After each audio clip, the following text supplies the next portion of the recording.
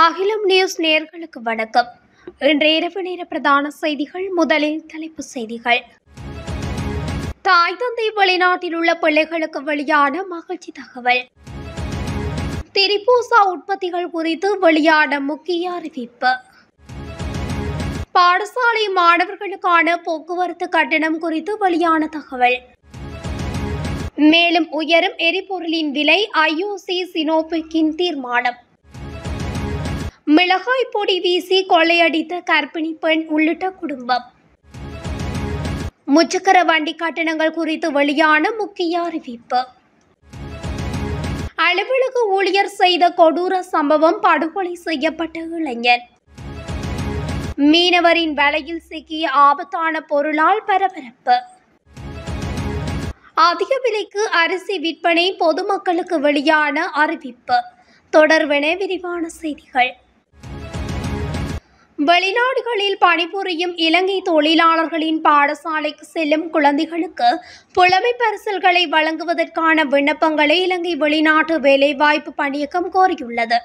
இந்த புலமை பரிசில்கள் 2019 முதலாம் மாதம் 1ஆம் தேதி முதல் 2024 9ஆம் மாதம் 15ஆம் தேதி வரை வெளிநாட்டில் பணிபுரிவதற்காக பணியகத்தில் பதிவு செய்த பெற்றோரின் குழந்தைகளுக்கு வழங்கப்படுகின்றன.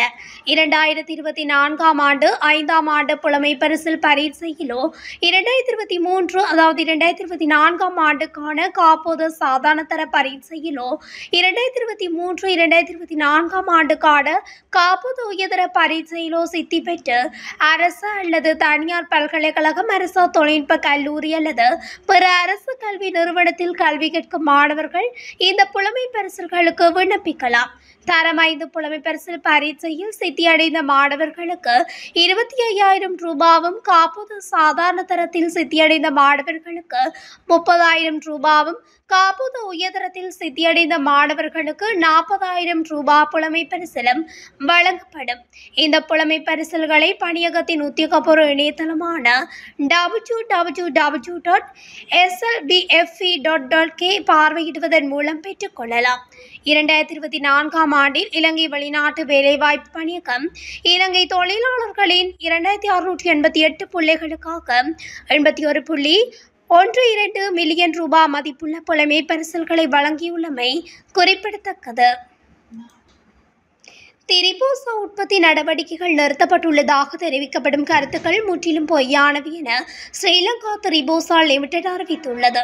உற்பத்தி நடவடிக்கைகள் தொடரும் நிலையில் நிறுத்தப்பட்டுள்ளதாக ஊடகங்களில் வெளியாகும் செய்திகள் முற்றிலும் தவறானவை என சுட்டிக்காட்டப்பட்டுள்ளது. நிறுவனத்தின் செயல்பாடுகளை பராமரிக்க தேவையான சோளத்தை வாங்குவதற்கு நேரடி மற்றும் வெளிப்படையான முடிவுகள் எடுக்கப்பட்டு விநியோகங்கள் மீட்டெடுக்கப்பட்டுள்ளதாக குறிப்பிடப்பட்டுள்ளது. திரிபூசா லிமிடெட்டின் இயந்திரங்கள் 24 மணி நேரமும் முழு திறனுடன் இயங்குவதாகவும் சுகாதார அமைச்சின் விவரங்கள் குறிப்புகளின்படி நாடு முழுவதும் தொடர்புடைய பயனாளிகளுக்கு விநியோக நடவடிக்கைகள் எந்த தடையும் இல்லாமல் நடைபெறுவதாகவும் உறுதிப்படுத்தப்பட்டுள்ளது. இயந்திரங்கள் அதன் அதிகபட்ச திறனில் இயங்குவதால் சந்தைக்காக நாடு முழுவதும் சுபோசா தயாரிப்பை விநியோகிக்க ஏற்பாடுகள் செய்யப்பட்டுள்ளதாகவும் நிறுவனம் குறிப்பிட்டுள்ளது. நாட்டில் டீசலின் விலை அதிகரித்தாலும் பாடசாலை மாணவர்கள் ஏற்றிச் செல்லும் வேன் கட்டணம் அதிகரிக்கப்படாது என தெரிவிக்கப்பட்டுள்ளது. குறித்த விடயத்தினை இலங்கை பாடசாலை போக்குவரத்து சங்க தலைவர் மல் ஸ்ரீ டி சில்வா தெரிவித்துள்ளார். தற்போதைய சூழ்நிலையில் வேன் கட்டணம் அதிகரித்தால் மாணவர்களின் எண்ணிக்கையும் குறையும் என்று சுட்டிக்காட்டியுள்ளார். அத்துடன் மின்சாரம் மற்றும் தண்ணீர் கட்டணங்களை செலுத்த முடியாத பெற்றோருக்கு மேலும் சுமை ஏற்படுத்த முடியாது என்றும் அவர் மேலும் குறிப்பிட்டுள்ளார். இதேவேளை மாதாந்த எரிபொருள் விலை திருத்தத்திற்கு அமைய நேற்று நள்ளிரவு முதல் நடைமுறைக்கு வரும் வகையில் 1 லிட்டர் லங்கா ஆட்டோ டீசலின் விலை 15 ரூபாவால் அதிகரிக்கப்பட்டுள்ளது. இலங்கை பெட்ரோலிய கூட்டுத்தாபனத்தின் விலை திருத்தத்திற்கு சமமாக தங்களது எரிபொருட்களின் விலையையும் திருத்துவதற்கு சினோபெக் நிறுவனம் நடவடிக்கை எடுத்துள்ளது. நேற்று நள்ளிரவு முதல் நடைமுறைக்கு வரும் வகையில் இலங்கை பெட்ரோலிய கூட்டுத்தாபனம் எரிபொருட்களின் விலையில் மாற்றம் செய்திருந்தது. இதன்படி IOC எரிபொருள் நிறுவனமும் தங்களது விலைகளில் திருத்தம் செய்திருந்த நிலையில் சினோபெக் நிறுவனமும் விலைகளில் திருத்தம் செய்ய தீர்மானித்துள்ளது. இலங்கை பெட்ரோலிய கூட்டுத்தாபனத்தின் விலை திருத்தத்திற்கு அமைய வெள்ளை டீசல் லிட்டர் ஒன்றின் விலை 15 ரூபாவினால் உயர்த்தப்பட்டுள்ளது. இதன்படி வெள்ளை டீசல் 1 லிட்டரின் விலை 274 ரூபாவிலிருந்து 289 ரூபாவாக உயர்வடைந்துள்ளது. மண்ணெண்ணெய் 7 ரூபாவினால் உயர்த்தப்பட்டுள்ளது. இதன்படி 1 லிட்டர் விலை 178 ரூபாவிலிருந்து 185 ரூபாவாக உயர்வடைந்துள்ளது. 92 ஒக்டேன் ரக பெட்ரோல் லிட்டர் ஒன்றின் விலை 12 ரூபாவினால் உயர்த்தப்பட்டுள்ளது.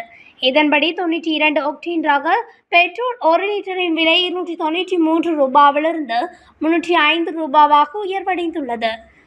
4 ஸ்டார் யூரோ 4 ரக லங்கா சூப்பர் டீசல் மற்றும் 95 ஒக்டேன் யூரோ 4 ரக பெட்ரோல் என்பவற்றின் விலைகளில் மாற்றமில்லை எனவும் அறிவிக்கப்பட்டுள்ளது. மோட்டார் சைக்கிள்களில் தனியாக செல்லும் பெண்களின் கண்களில் மிளகாய் பொடியை வீசி அவர்களின் தங்க நகைகளை கொள்ளையடித்த ஒரு தாய், தந்தை மற்றும் மகன் மகாவ போலீசாரால் கைது செய்யப்பட்டுள்ளனர். சந்தேக நபர்கள் மோட்டார் சைக்கிளில் சென்று கொண்டிருந்த போது வாரியப்புல பாதனிய பிரதேசத்தில் வைத்து போலீசாரால் கைது செய்யப்பட்டுள்ளதுடன் இதன்போது தப்பியோடிய தந்தை தலாத்தகம பிரதேசத்தில் வைத்து கைது செய்யப்பட்டுள்ளார். 33 வயதுடைய தாய், 15 வயதுடைய மகன் மற்றும் தாயின் 2வது திருமணத்தின் கணவரான 22 வயதுடைய இளைஞர் ஆகியோர் இவ்வாறு கைது செய்யப்பட்டுள்ளனர். கைது செய்யப்பட்ட பெண் 5 மாத கர்ப்பிணி என தெரிவிக்கப்பட்டுள்ளது. பெட்ரோலின் விலை 12 ரூபாவாக அதிகரித்தாலும் முச்சக்கர வண்டி கட்டணம் அதிகரிக்கப்படாது என்று அகில இலங்கை முச்சக்கர வண்டி ஓட்டுநர்கள் தொழிற்சங்கத்தின் தலைவர் தெரிவித்துள்ளார். பெட்ரோல் விலை அதிகரித்தாலும் குறைந்தாலும் முச்சக்கர வண்டிகளின் கட்டணத்தை தீர்மானிக்கும் அதிகாரம் முச்சக்கர வண்டி தொழிற்சங்கங்களுக்கு இல்லை. முழு நாட்டுக்கும் கட்டணத்தை தீர்மானிக்கும் சட்டப்பூர்வ அதிகாரம் தேசிய போக்குவரத்து ஆணையத்திடம் வழங்கப்பட்டுள்ளது என்றும், மேற்கு மாகாணத்தை பொறுத்தவரை மேற்கு மாகாண சாலை பயணிகள் போக்குவரத்து ஆணையத்திடம் அதே அதிகாரம் வழங்கப்பட்டுள்ளது என்றும் அவர் கூறினார். பெட்ரோலின் விலை இதற்கு முன்பு பல சந்தர்ப்பங்களில் குறைக்கப்பட்டிருந்தாலும் முச்சக்கர வண்டி கட்டணம் குறைக்கப்படாததால் பெட்ரோல் விலை அதிகரிக்கும் போதும் கட்டணத்தை அதிகரிக்க முடியாது என்று அவர் மேலும் கூறினார். களுத்துறையில் மொராந்தொடுவ போலீஸ் பிரிவுக்குட்பட்ட கோடத்துவ கவடையாகொடை பிரதேசத்தில் சக ஊழியரால் கூறிய ஆயுதத்தால் தாக்கப்பட்டு இளைஞர் ஒருவர் கொலை செய்யப்பட்டுள்ளதாக மொராந்தொடுவ போலீசார் தெரிவித்தனர். இந்த கொலை சம்பவம் நேற்று இடம்பெற்றுள்ளதாக தெரிவிக்கப்படுகின்றது.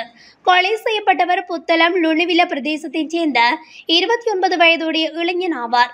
அலுவலகத்தில் பணிபுரியும் சக ஊழியருக்கும் இளைஞனுக்கும் இடையில் ஏற்பட்ட தகராறு காரணமாக இந்த தாக்குதல் இடம்பெற்றுள்ளதாக தெரிவிக்கப்படுகிறது. இந்த சந்தேக நபரை கைது செய்வது தொடர்பில் விசாரணைகளை போலீசார் ஆரம்பித்துள்ளனர். இளைஞனின் சடலம் மொராந்தொடுவ கோடந்துவ வைத்தியசாலையின் பிரேத அறையில் வைக்கப்பட்டுள்ளது. மகியங்கனை மபாகடவாவியில் மீன்பிடித்துக் கொண்டிருந்த மீனவரின் வலையில் T56 துப்பாக்கியொன்று இன்று சிக்கியுள்ளதாக மகியங்கனை போலீசார் தெரிவித்தனர். இது தொடர்பாக கிடைக்கப்பெற்ற தகவலை அடுத்து உடனடியாக சம்பவ இடத்துக்கு சென்ற போலீசார் துப்பாக்கியை கைப்பற்றியுள்ளனர். பவுதலை சிரேஷ்ட போலீஸ் அத்தீட்சகரின் அறிவுறுத்தலின் பேரில் மகியங்கனை போலீஸ் நிலைய பொறுப்பதிகாரியின் வழிகாட்டுதலின் கீழ் மகியங்கனை போலீசார் மேலதிக விசாரணைகளை மேற்கொண்டு வருகின்றனர். அதிக விலைக்கு அரிசி விற்பனை செய்பவர்கள் தொடர்பில் முறைப்பாடு அளிப்பதற்கு புதிய தொலைபேசி இலக்கம் ஒன்று அறிமுகம் செய்யப்பட்டுள்ளது. குறித்த தொலைபேசி இலக்கம் பாவனையாளர் அலுவல்கள் அதிகார சபையினால் அறிமுகப்படுத்தப்பட்டுள்ளது. எனவே அதிக விலைக்கு அரிசியை விற்பனை செய்யும் விற்பனை நிலையங்கள் தொடர்பில் 1977 என்ற அவசர தொலைபேசி இலக்கத்துக்கு தொடர்பு கொண்டு முறைப்பாடு அளிக்க முடியும் என தெரிவிக்கப்படுகின்றது. 1 கிலோ பச்சை அரிசி 220 ரூபாவாகவும், 1 கிலோ சிவப்பு நாடு அரிசி 230 ரூபாவாகவும், 1 கிலோ கீரி சம்பா பச்சை அரிசி 260 ரூபாவாகவும் நிர்ணயிக்கப்பட்டுள்ளமை குறிப்பிடத்தக்கது. இத்துடன் அகிலம் நியூஸின் இன்றைய இரவு நேர பிரதான செய்திகள் நிறைவடைகின்றன. தொடர்ச்சியாக செய்திகளை அறிந்து கொள்ள அகிலம் நியூஸ் ஊடகத்துடன் இணைந்திருங்கள். நன்றி, வணக்கம். அகிலம் மாற்றத்திற்கான மக்கள் குரல்.